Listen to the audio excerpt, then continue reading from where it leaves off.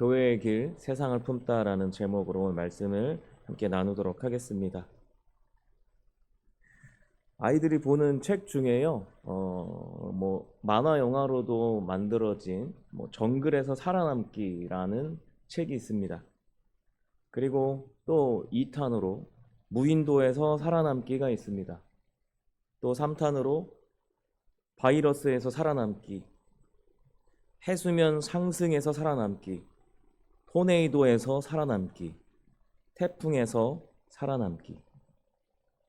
우리 아이들이 어마어마한 환경에서 살고 있습니다.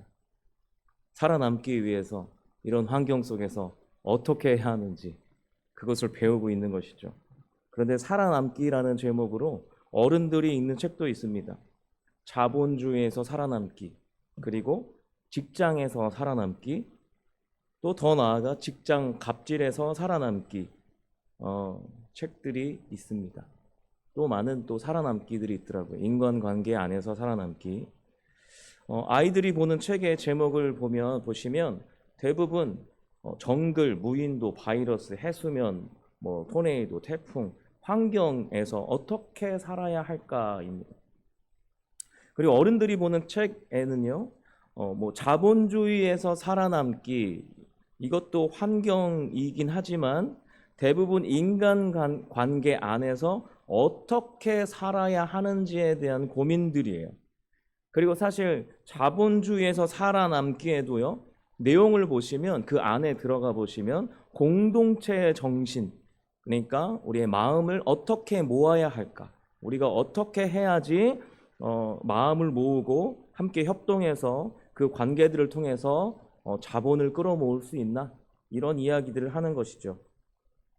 그런데 살아남기가 왜 생겼을까요? 그냥 살면 되는 거 아닐까요? 어디에서 살아남는 것? 왜 이런 방법론, 왜 이런 방법들이 나타난 것이죠? 그 살아남는다 안에는 환경이, 그리고 관계가 인간의 생존에 아주 큰 영향을 미친다라는 그 전제가 있기 때문에 그렇습니다.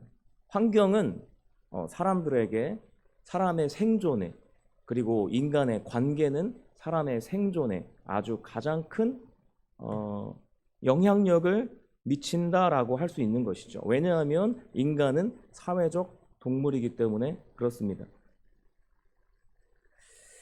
그런데 우리는 이 환경과 이 관계 모두가 성경을 통해서 보자면 타락한 환경이요, 타락한 관계입니다. 우리나라는 분단 국가죠. 이유가 무엇일까요? 관계가 틀어진 것이죠. 지금도 여전히 전쟁 중에 있는 나라들이 있습니다. 관계 때문에 전쟁이란 환경이 주어진 것이죠. 국가도 개인도 마찬가지입니다. 크고 작은 문제들이 실타래처럼 엉켜 있죠. 그래서 이런 책들이 정보를 주는 것이고, 때로는 영상 미디어가 그 역할을 수행하기도 합니다. 저는 청소년 사역을 하고 있어서요, 중고청 사역을 하고 있어서 가끔 상담을 요청하는 친구들이 있어서 상담을 해보면 여러 가지 문제들이 많은데요, 관계적인 문제가 굉장히 많아요. 그 관계적인 문제들을 이 친구들이 요즘에 어떻게 푸는지 아십니까? 인간관계에 대한 책을 통해서, 예전에는 그렇게 했죠. 지금은요, 유튜브를 통해서 이 친구들이 배웁니다. 내가 어떠한 상황이 있는데 이것을 어떻게 대처해야 되나, 이런 상황들에 있어서 유튜브나 아니면 SNS에 인스타 같은 그런 정보 안에서 자신들의 고민들을 하나하나씩 낱낱이 파헤쳐가고 그것을 해결해가고 있습니다. 제가 예전에 한번 말씀드렸던 것 같은데 데이터교라고 있습니다. 아십니까? 데이터교. 모든 걸 네이버나 구글에게 구글링하는 거예요. 검색하는 거죠. 각자 살아남기 위한 각자의 방법을 거기에서 찾아보고 실천해 봅니다. 연애 상담도 하고요, 결혼 상담도 합니다. 그리고 지금 보니까 이혼 상담까지 있습니다. 자신의 관심사를 통해서 이런 모든 것들이 계속해서 접속되잖아요. 자신의 관심사를 통해 통계를 내주는 알고리즘이란 것이 있는데 그것을 통해서 그 사람이 좋아요를 누른 어떠한 것, 그 40개만 보면 그 사람의 친구보다 이 알고리즘이 그를 더 잘 안다라는 거예요. 그리고 좋아요 70개만 보면 가족보다 이 사람에 대해서 알고리즘이 훨씬 더 많은 정보와 이 사람의 성향을 알 수 있다라고 하는 거죠. 그래서 많은 사람들이 자신의 관심사 쪽으로 계속해서 쭉쭉쭉쭉 빨려 들어갑니다. 계속해서 비슷한 성향들을 이야기해 주니까 내가 원하는 것을 계속 들어주는 거예요. 그런데 이것은 정말 위험한 일이죠. 왜냐하면 아까도 말씀드렸듯이 세상은 타락했습니다. 환경은, 관계는 타락했습니다. 이런 영상을 만드는 사람들을 크리에이터라고 합니다. 이제 이게 10대들에게 가장 유망한 직업이 되었습니다. 그런데 크리에이터가 무슨 의미입니까? 만드는 사람입니다. 창조자, 창작자입니다. 내가 우주의 중심이 되는 것입니다. 나의 말이, 나의 생각이, 내 말에 누군가가 많이 누르면 그게 문화가 되고 인기가 되고 돈과 권력이 되는 것이죠. 이게 사회를 얼마나 더 어지럽히는지 우리는 자주 접합니다. 좋아요와 구독을 더 많이 받기 위해서 어떤 여인은 낙태 현장을 브이로그로 찍어서 그 자신이 무엇을 하고 있는지를 찍는 게 브이로그거든요. 그것을 찍어서 올렸습니다. 점점 더 자극적인 콘텐츠가 난무하고 있고 그래서 아이들은 여기에 속수무책으로 계속해서 알고리즘을 타고 이 아이들이 원하는 것들을 계속해서 주고 있습니다. 존 오웬은 죄 죽이기에서 죄를 괴물로 형상화했거든요. 죄라는 것은 내가 원하는 것을 계속 먹이로 준다라고 합니다. 지금 아이들은 계속해서 자기가 원하는 것을 그것이 나쁜지도 모르고 사실은 계속해서 먹고 있는 상황인데 이것이 아이들만의 문제일까요? 어른들도 굉장히 위험합니다. 왜 이런 일이 벌어집니까? 타락한 누군가가 타락한 누군가에게 창조자가 되어서 따라가게 하는 것이죠. 맹인이 맹인을 인도하는 꼴이 되는 것입니다. 한 개인이 아무리 뛰어나도 그는 타락한 본성을 가진 자란 사실은 변함없습니다. 이것은 세상만 그런 것이 아니라 우리 교회 안에도 마찬가지입니다. 교수님들 신학 공부를 많이 하셨어요. 많이 하셨죠? 유학도 다녀오시고 많이 공부를 하셨어요. 많은 것을 아십니다. 하나님에 대해서 많이 압니다.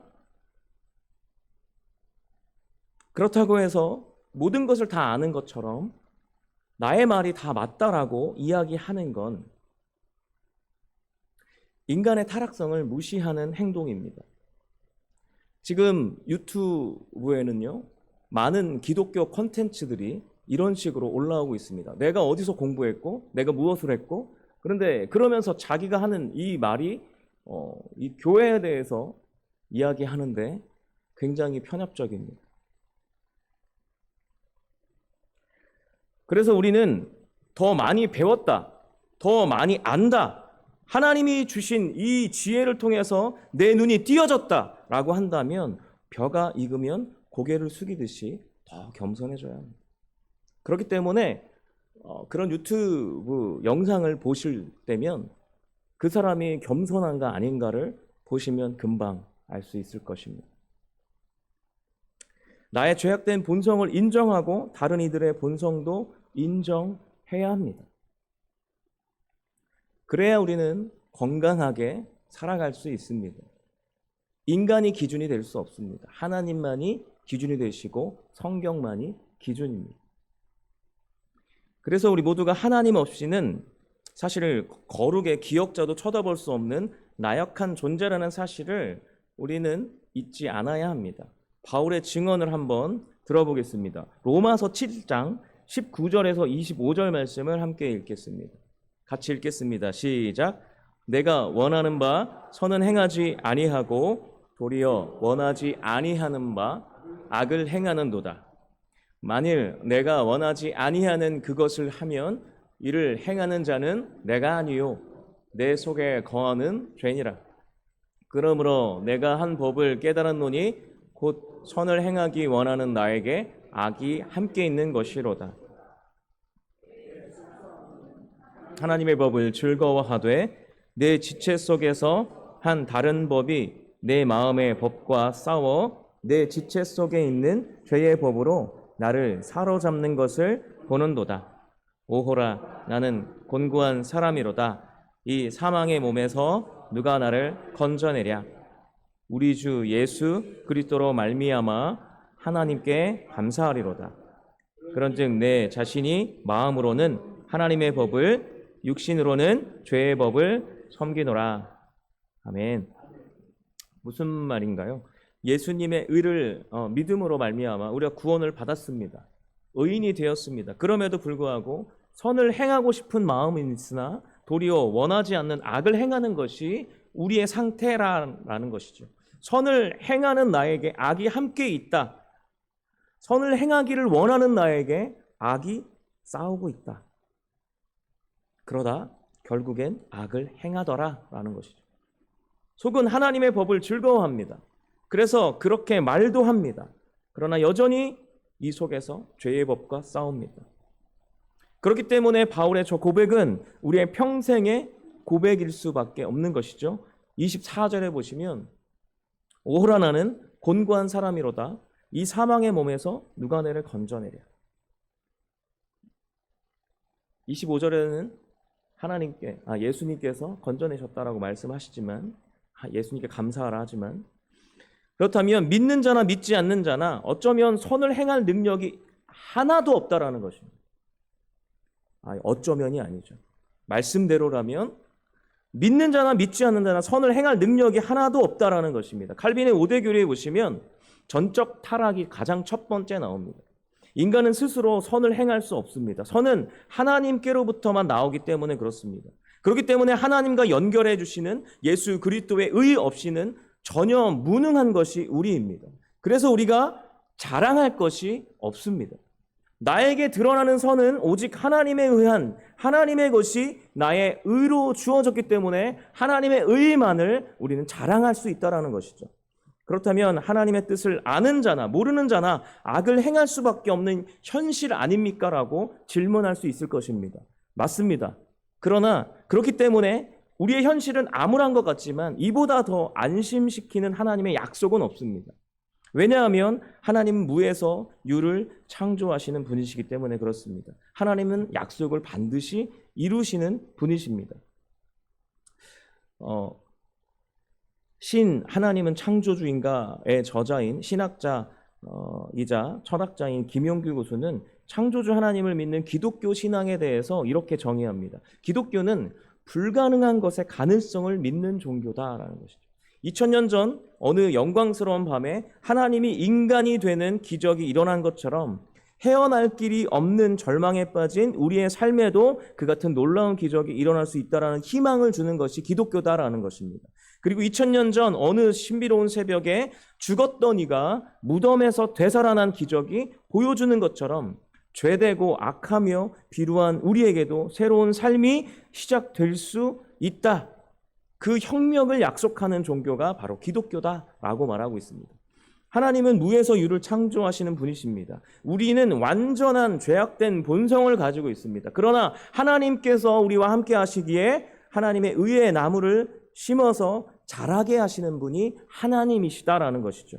우리는 전적으로 타락하였으나 하나님은 그 의를 반드시 만들어 가실 것입니다. 성경이 그것을 증거하고 있습니다. 시편 27편 1절과 10절을 함께 해보겠습니다. 같이 읽겠습니다. 시작. 여호와는 나의 빛이요 나의 구원이시니 내가 누구를 두려워하리요. 여호와는 내 생명의 능력이시니 내가 누구를 무서워하리요.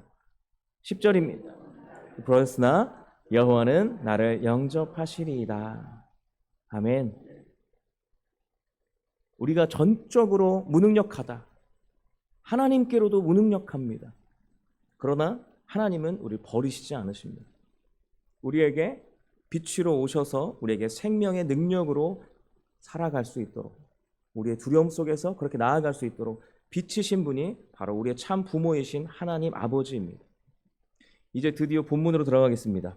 오늘 본문은 도피성에 관한 이야기입니다. 도피성이 무엇이길래 서론이 이렇게 길었을까요? 11절에 도피성이 생긴 이유를 함께 보도록 하겠습니다. 11절을 함께 보겠습니다. 우리 함께 찾았으니까요. 11절을 읽겠습니다. 시작. 너희를 위하여 성읍을 도피성으로 정하여 부지 중에 살인한 자가 그리로 피하게 하라. 아멘. 부지 중에 살인한 자를 피할 수 있도록 도피성을 만들었습니다. 부지 중에라는 것은 내가 일부러 죽인 것이 아닙니다. 실수로 아니면 악의 없이 어쩌다 살인을 할 수 있었던 시대라는 것을 말해주는 것이죠. 왜 이런 시대입니까? 서두에 길게 이야기한 이유와 같습니다. 지금 우리 시대와도 같습니다. 그래서 그 대상의 범위를 어디로 정합니까? 11절 첫 번째 맨 처음에 보시면 너희를 위하여입니다. 너희를 위하여. 이것은 이 대상에 모두가 포함되어 있다라는 것이죠. 너희를 위하여입니다. 모두가 해당됩니다. 그런데 도피성엔 반드시 해야 하는 세 가지 운영 원칙이 있습니다. 제가 빨리 설명드리고 지나가겠습니다. 이것은 세 번째가 가장 중요한데요. 첫 번째는 살인자가 과실로 죄를 지었다는 것에 대한 판결을 받아야 됩니다. 그것을 통해서 사람들은 우리가 모두가 이러한 죄를 지을 수 있는 존재구나라는 것을 계속해서 볼 수 있는 것이죠. 도피성에 들어가서 숨는다 하더라도 만약에 자신이 의도적으로 살인했다는 사실을 알게 되고 살인에 대한 도구가 발견되거나 계획적인 살인을 했다면 구제받을 길은 없었습니다. 두 번째로 반드시 도피성으로 스스로 피해야 했습니다. 살인자는 도피성 안에 있을 때만 보호받을 수 있었습니다. 스스로 가야 했고 도피성 안에만 있어야 했습니다. 피하는 도중에 보복을 당하거나 도피성 안에서만 생활하는 것이 지루하다고 해서 밖으로 나갔다가는 죽임을 당하는 일들도 있었다라고 합니다. 도피성에 대한 규정에 따라서 보호받을 수 없는 것이죠. 아무리 자기 자신이 스스로 나는 무죄야 라고 할지라도 억울한 누명을 썼다 할지라도 도피성에서 벗어나면 눈에는 눈, 이에는 이를 갚는 그 보수의 원칙에 따라서 피해자의 가족들에게 죽임을 당하는 것으로 죗값을 치를 수밖에 없었다라는 것이죠. 세 번째는 중요합니다. 대제사장이 죽으면 도피성에 피해 있던 자들에게 사면이 내려집니다. 대제사장이 죽어서 사면령이 내려지는 거예요. 이제 너희는 여기에 구금당하지 않아도 된다. 나가도 된다라는 거죠. 그래서 살인자를 만나도 피를 흘리게 할 수 없게 됩니다. 대제사장의 죽음으로 은총이 내려진 것이죠. 여기엔 특별한 의미가 있습니다. 도피성은요, 장차 오실 예수 그리스도의 그림자입니다. 상징입니다. 누구든지 예수 그리스도의 십자가 아래에서 믿음으로 그 죽음을 나의 죽음으로 대신 죽음으로 인정하면, 그것을 믿으면 사면 받는다라는 것이죠. 그에게 오기만 하면 대제사장인 예수님의 죽음으로 우리에게 자유가 주어진다라는 사실을 알 수 있는 것입니다. 그리고 15절에 보시면 이 6성읍은 이스라엘 자손과 타국인과 이스라엘 중에 거류하는 자의 도피성이 되리니 부지 중에 살인한 모든 자가 그리로 도피할 수 있으리라. 6개의 성읍에 도피성이 세워집니다. 이스라엘과 그리고 타국인과 이스라엘 중에 거류하는 자, 이렇게 모든 자를 포함하는 것이죠. 모든 자들이 자복하면 받아준다라는 것입니다. 요한일서 1장 8절에서 10절 말씀을 함께 읽도록 하겠습니다. 함께 읽겠습니다. 시작. 만일 우리가 죄가 없다고 말하면 스스로 속이고 또 진리가 우리 속에 있지 아니할 것이요. 만일 우리가 우리 죄를 자백하면 그는 미쁘시고 의로우사 우리 죄를 사하시며 우리를 모든 불의에서 깨끗하게 하실 것이요. 만일 우리가 범죄하지 아니하였다 하면 하나님을 거짓말하는 이로 만드는 것이니 또한 그의 말씀이 우리 속에 있지 아니하니라. 아멘. 단 한 사람도 죄 없는 사람이 없다라는 것이죠. 만약 그것이 아니다라고 이야기한다면 그것은 당신 스스로 속이는 것이다. 그러나 미쁘시고 의로우신 하나님께 자복하면 모든 불의에서 깨끗게 하신다라는 것이죠. 도피성의 이야기와 같죠. 하나님께 나오면 깨끗게 보호하신다. 하나님이 거짓말자가 아니라면 우리 모두가 마땅히 죄인이라는 건 사실입니다. 그러나 난 범죄하지 않았는데 라고 말하는 것은 그 안에 말씀이 없기 때문이다 라고 10절에 말하고 있는 것이죠. 나는 범죄하지 않았는데 그것은 말씀이 없기 때문인 것입니다. 그렇기 때문에 우리는 예수께로 가야 합니다. 도피성으로 가야 합니다. 아직도 안 가라고 하는 이들이 분명히 있을 것입니다. 살인을 안 했으니 라고 하겠죠. 마태복음 5장을 함께 보겠습니다. 마태복음 5장 21절에서 22절을 함께 보도록 하겠습니다. 마태복음 5장 21절, 22절입니다.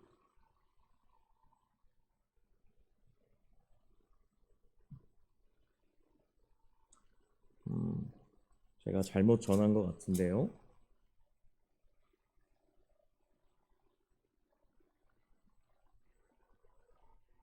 말씀 같이 마태복음 5장 21절 22절 제가 읽어드리겠습니다. 옛 사람에게 말한 바 살인하지 말라. 누구든지 살인하면 심판을 받게 되리라 하였다는 것을 너희가 들었으나 나는 너희에게 이르노니 형제에게 노하는 자마다 심판을 받게 되고 형제를 대하여 라가라 하는 자는 공회에 잡혀가게 되고 미련한 놈이라 하는 자는 지옥불에 들어가게 되리라. 아멘. 아멘이십니까?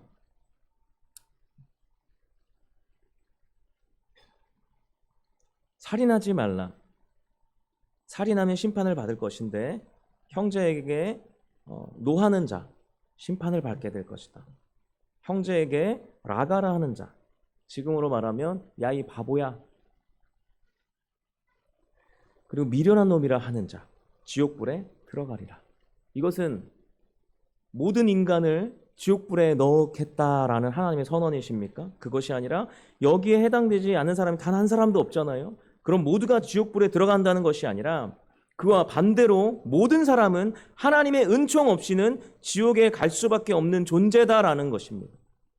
모든 사람은 하나님의 은총 없이는 지옥에 갈 수밖에 없는 존재입니다. 이어지는 23절과 24절에 보시면 그러므로 예물을 제단에 드리려다가 거기서 내 형제에게 원망 들을 만한 일이 있는 것이 생각나거든 예물을 제단 앞에 두고 먼저 가서 형제와 화목하고 그 후에 와서 예물을 드리라. 예물이 무엇입니까? 예수 그리스도입니다. 예수 그리스도가 은총의 실체입니다. 그 실체를 통해서 하나님과의 관계를 새롭게 하는 것이죠. 그런데 예수로 인해서 하나님과의 관계가 회복된 그리고 회복될 우리에게 요구되는 것이 무엇입니까? 다른 사람과의 관계입니다. 여기서 양심의 찔림이 있는 것이죠. 없을 수도 있습니다. 근데 사람은요, 자신을 정말 잘 모릅니다. 그렇기 때문에 하나님께 나가기 전에 다시 깊이 생각해 봐야 하는 문제라는 거예요. 내가 누군가에게 상처를 주었나? 생각해 보라는 것이죠. 멕시코 속담에 칼이 입힌 상처보다 말이 입힌 상처가 더 깊다라는 말이 있습니다. 그런 속담이 있습니다. 내가 모르는 나의 말로 인해서 누군가가 상처를 입을 수 있다.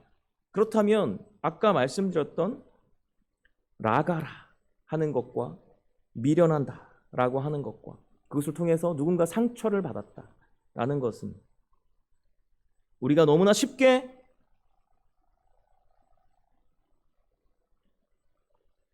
생각하는 일들 아닌가요? 내가 모르는 상처들이 있을 수 있습니다. 아니, 알지만 외면하고 싶은 일들이 있습니다. 때문에 우리 모두에게 도피성은 필요합니다. 도대체 도피성이 무엇이길래? 예수 그리스도라고 했죠.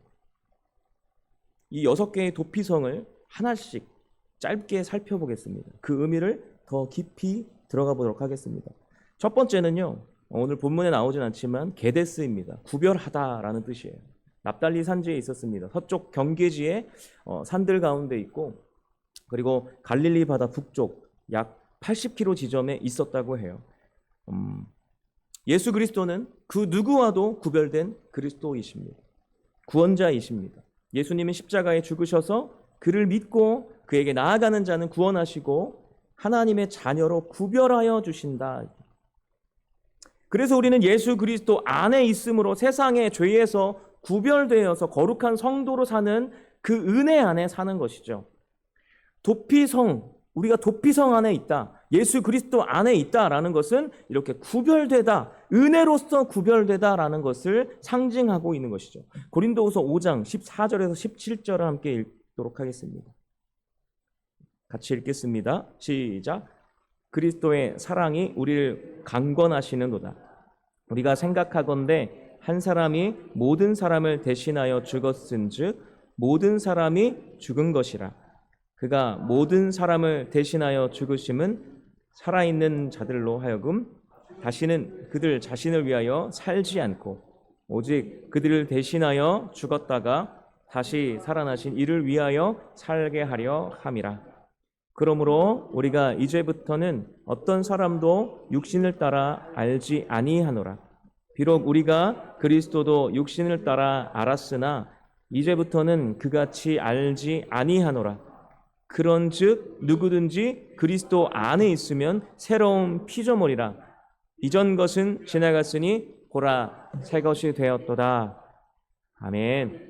도피성 되시는 주님으로 인해 우리가 무엇이 됩니까? 바로 새로운 피조물이 되는 것이죠. 그러므로 인해서 구별된 자가 됩니다. 구별되어서 이제 선하신 하나님께 붙어서 절대로 떨어지지 않는 존재로 선한 열매를 맺을 수 있는 그 시작의 단계로 들어선다라는 것이죠. 들어서는 것입니다. 두 번째로는요, 세겜입니다. 세겜은 어깨라는 의미를 가지고 있는데요.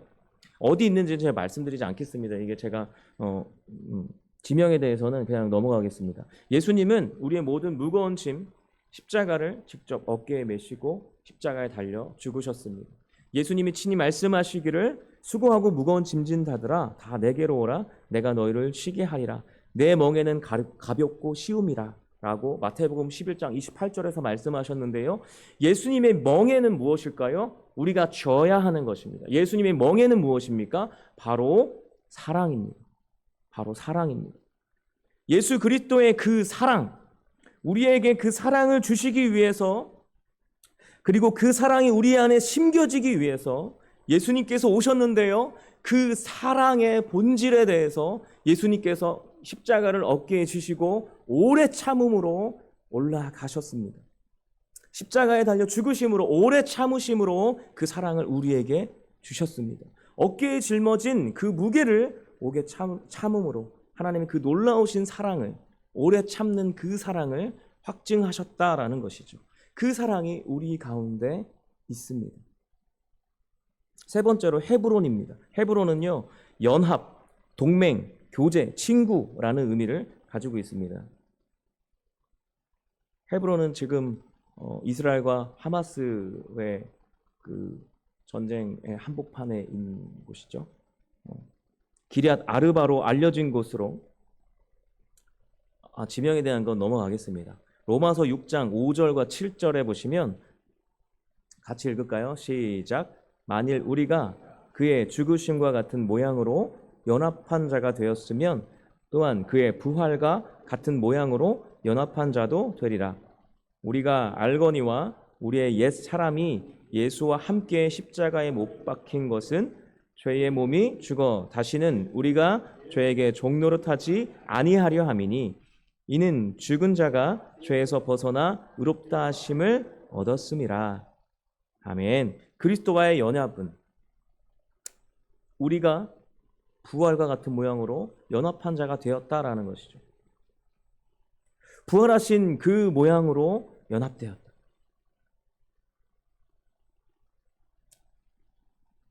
그것은 죄의 몸이 죽어 다시는 우리가 죄에게 종노릇하지 아니하게 위하여서, 죽은 자가 죄에서 벗어나서 의롭다 하심을 얻기 위하여서. 그래서 우리가 어떻게 됩니까? 요한복음 15장 5절에 보시면 이 말씀이 있습니다. 같이 읽겠습니다. 시작. 나는 포도나무요 너희는 가지라. 그가 내 안에 내가 그 안에 거하면 사람이 열매를 많이 맺나니 나를 떠나서는 너희가 아무것도 할 수 없음이라. 아멘. 그리스도와의 연합은 우리의 열매로 드러나는 것이죠. 주의 은혜로 친구가 된 우리는 이웃과 동료, 동맹, 친구가 되어져 가는 것입니다. 사실 이것이 가장 어려운 것 같습니다. 그러나 우리 주님이 무에서 유를 창조하실 것입니다. 네 번째로 베셀이라는 곳입니다. 요새라는 뜻인데요. 예수님은 모든 사람의 요새가 되시죠. 특별히 환난을 당한 자에게 요새가 되십니다. 시편 91편 2절에서 6절 말씀을 함께 읽도록 하겠습니다.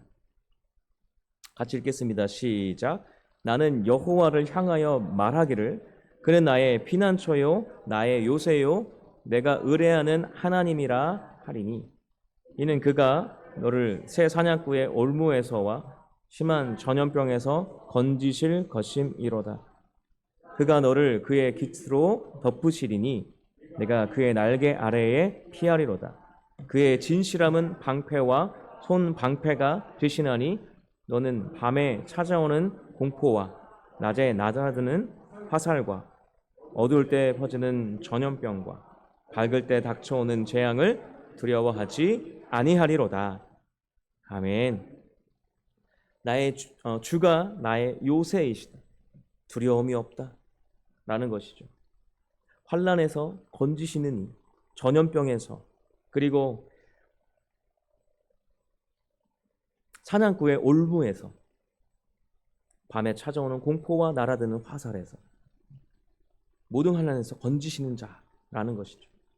우리가 예수 그리스도 안에 있을 때 그리스도께서 행하시는 이다라는 것입니다. 길앗 라못입니다. 다섯 번째는 언덕, 고지라는 의미를 가지고 있는데요. 예수님은 언덕이요 고지가 되십니다. 저 위에 계신 느낌인 거죠. 그런데 하나님은 그 자리로 성도를 부르십니다. 에베소서 4장 11절에서 15절 말씀을 함께 읽도록 하겠습니다. 시작. 그가 어떤 사람은 사도로, 어떤 사람은 선지자로, 어떤 사람은 복음 전하는 자로, 어떤 사람은 목사와 교사로 삼으셨으니 이는 성도를 온전하게 하여 봉사의 일을 하게 하며 그리스도의 몸을 세우려 하심이라. 우리가 다 하나님의 아들을 믿는 것과 아는 일에 하나가 되어 온전한 사람을 이루어 그리스도의 장성한 분량이 충만한 데까지 이르리니 이는 우리가 이제부터 어린 아이가 되지 아니하여 사람의 속임수와 간사한 유혹에 빠져 온갖 교훈의 풍조에 밀려 요동하지 않게 하려 함이라. 오직 사랑 안에서 참된 것을 하여 범사에 그에게까지 자랄지라. 그는 머리니 곧 그리스도라. 아멘. 예수를 믿는다는 것은 구원받음으로 끝이 아닙니다. 더 가야 할 길을 주님께서 함께 가자 하시는 거죠. 그런데 여러 가지 사역들을 통해서 하신다라고 합니다. 모든 관계를 통해서 하신다라는 거죠. 누구를 위해인 것이죠? 바로 성도를 온전하게 하시기 위해서라고 합니다. 우리 교회는 능력이 출중한 분들이 많아서 소수로도 아무 문제 없이 잘 돌아갑니다. 그러나 교회는 성도를 온전하게 세우기 위해서 반드시 백지장도 맞들어야 합니다. 이게 무슨 이야기일까요? 혼자 하면 편합니다. 몸은 좀 불편하겠죠. 마음은 편합니다. 같이 하면 어떨까요? 불편해집니다. 백지장 맞들면서 만약에 여기 1층부터 식당까지 가야 된다고 한번 해보시죠. 혼자 할 때 가장 쉽고, 둘이 하면 조금 어렵고, 셋이 하면 어떨까요? 넷이 하면 어떨까요? 다섯이 하면 어떨까요? 여섯이 하면 어떨까요? 대환장 파티일 것입니다. 그런데 그 안에서 온전하여진다고 합니다. 지금은 아까도 말씀드렸듯이 나 스스로가 왕인 시대입니다. 그렇기 때문에 더 아주 작은 일에도 우리는 함께 해야 합니다. 거기서 의견 충돌을 겪어야 합니다. 거기에서 관계의 힘듦을 경험해야 합니다.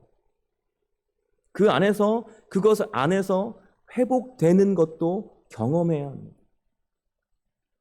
이게 정말 힘든 것이죠.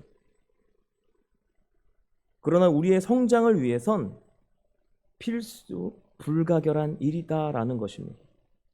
그 일을 행할 때 우리가 온전하여진다고 합니다. 그 일을 행할 때 우리가 힘들어할 때 우리 주님이 이렇게 말씀하실 것 같습니다. 아가서 2장 10절입니다. 다 잘 아시는 말씀이죠. 같이 한번 크게 읽겠습니다. 시작. 나의 사랑하는 자가 내게 말하여 이르기를 나의 사랑 내 어여쁜 자야 일어나서 함께 가자.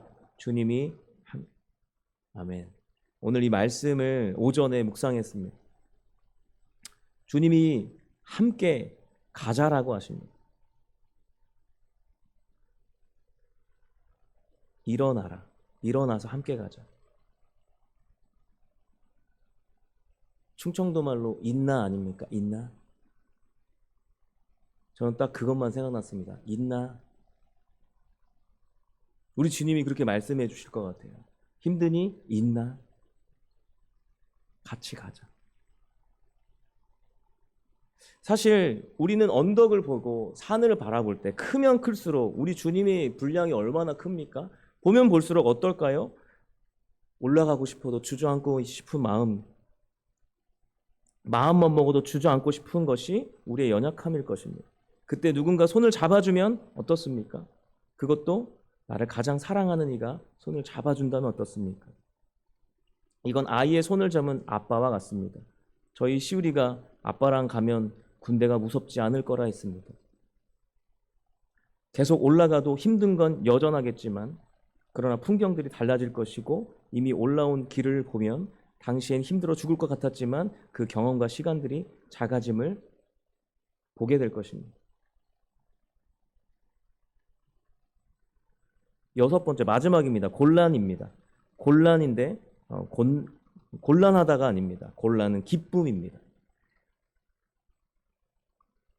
예수님은 최후 승리자요 기쁨이십니다. 그에게 나아간 자도 승리와 기쁨을 주십니다. 예수님은 장차 재림하심으로 모든 성도에게 큰 기쁨이 되시고 승리요 영광이 되실 것입니다. 그리고 지금 바로 영광의 찬송이 찬송이라고도 하십니다. 에베소서 1장 4절에서 12절을 함께 읽도록 하겠습니다. 좀 길지만 같이 읽겠습니다. 시작. 곧 창세전에 그리스도 안에서 우리를 택하사 우리로 사랑 안에서 그 앞에 거룩하고 흠이 없게 하시려고 그 기쁘신 뜻대로 우리를 예정하사 예수 그리스도로 말미암아 자기의 아들들이 되게 하셨으니 이는 그가 사랑하시는 자 안에서 우리에게 거저 주시는 바 그의 은혜의 영광을 찬송하게 하려는 것이라. 우리는 그리스도 안에서 그의 은혜의 풍성함을 따라 그의 피로 말미암아 속량 곧 죄사함을 받았느니라. 이는 그가 모든 지혜와 총명을 우리에게 넘치게 하사 그 뜻의 비밀을 우리에게 알리신 것이요 그의 기뻐하심을 따라 그리스도 안에서 때가 찬 경륜을 위하여 예정하신 것이니 하늘에 있는 것이나 땅에 있는 것이 다 그리스도 안에서 통일되게 하려 하심이라. 모든 일을 그의 뜻의 결정대로 일하시는 이의 계획을 따라 우리가 예정을 입어 그 안에서 기업이 되었으니 이는 우리가 그리스도 안에서 전부터 바라던 그의 영광의 찬송이 되게 하려 하심이라. 아멘. 하나님이 주신 지금 이 현실은 우리가 계속해서 읽어왔듯이 하나님께서 우리를 거룩하고 흠이 없게 하시려고 우리를 부르셨습니다. 죄 사함을 하시고요. 그리고 은혜와 영광을 찬송하게 하시려고 우리를 부르셨습니다. 지혜와 총명을 우리에게 넘치게 하셨습니다. 그의 경륜으로 인하여서 우리를 그의 기뻐하심을 따라서 그리스도 안에서 우리의 삶을 예정하셨습니다. 하늘에 있는 것과 땅에 있는 것 다 그리스도 안에서 통일되게 하시려고 모든 일을 그의 뜻대로 결정대로 이 계획에 따라서 우리가 예정을 입어서 그 안에서 우리는 하나님의 기업이 되었습니다. 전부터 바라던 우리가 그리스도 안에서 전부터 바라던 그의 영광의 찬송이 되게 하려 하시기 위해서입니다. 그것이 우리의 현실이다라는 것이죠. 얼마나 영광스러운 말씀입니까? 그러나 나의 지금은 어리석고 문제투성이입니다. 오늘도 저는 설교를 이렇게 길게 하지 않으려 했으나 저의 어리석음으로 인해서 많이 길어졌습니다. 문제투성이입니다. 그런데 모든 일이 주의 결정이요 예정이라 합니다. 그것을 힘입어서 너의 지금을 염려하지 말고 고민하지 말고 고민은 해야겠죠. 염려하지 말고 하나님의 영광과 찬송의 삶이 지금의 너의 삶에 있다라는 사실을 잊지 말라는 것입니다.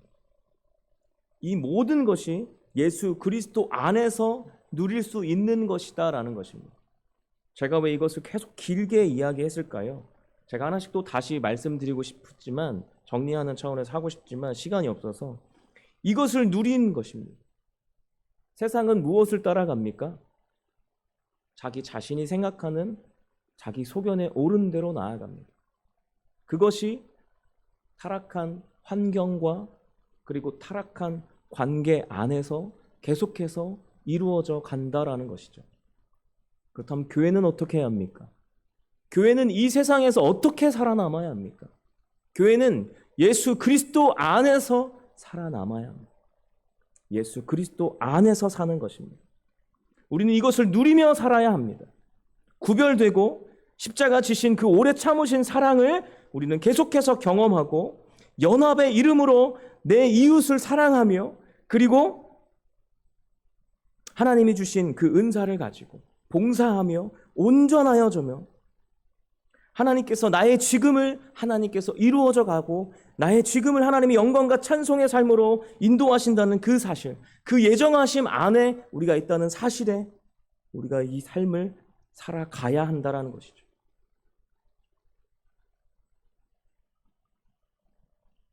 오늘 새일교회 제목은 교회의 길, 세상을 품다입니다.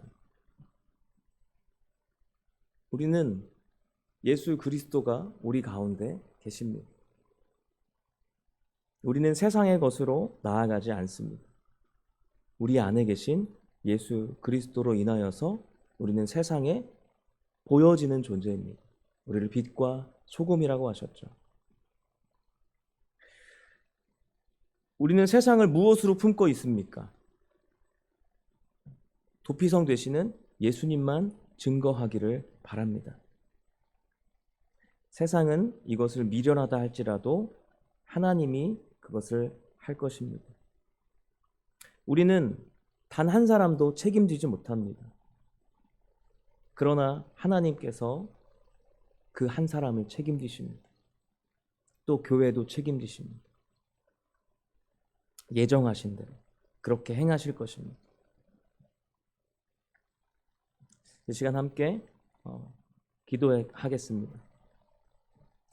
짧게 기도하겠습니다. 말씀을 의지하여서 기도하겠습니다. 하나님, 우리가 이 세대가 말하는 것에 흔들리지 않게 하시고 예수 그리스도 예수 그리스도 안에서 우리가 살고 있다는 사실, 우리가 다른 것에 우리 마음을 빼앗기지 않게 하시고 예수 그리스도의 도피성 그 안에서 우리가 하나님의 은혜를 누리며 살아갈 수 있도록 하나님 인도하여 주시옵소서라고, 특별히 우리가 자랑할 것은 오직 예수 그리스도만 밖에 없음을, 예수 그리스도만을 자랑하기 원합니다라고 고백하는 이 시간 되기 원합니다. 함께 주여 한번 간절히 부르짖고 함께 기도하시겠습니다. 주여